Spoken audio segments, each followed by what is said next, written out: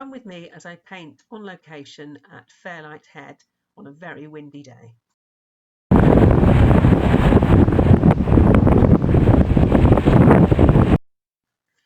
As you can hear from that first clip, when I arrived at Fairlight Head to paint the coast, the wind was very strong and was preventing me from talking as I was painting. So the first thing that attracted me was these fabulous waves.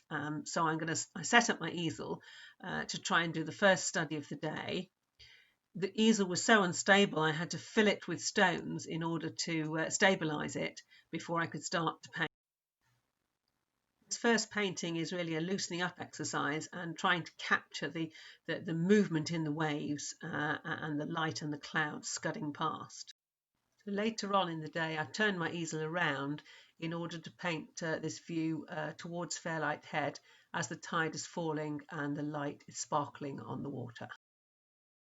Now I'm back in my studio and I have a reassess. This is the first of the plein air studies I did when I first arrived, when the sea was very rough, and I decided to concentrate on just trying to capture the waves and the movement and the rushing clouds ahead. Well, I'm quite pleased with that. And then, because the wind was so strong, the easel was being battered all over the place, I turned it around and had a look at the view inland over the marshes and looking down the coast.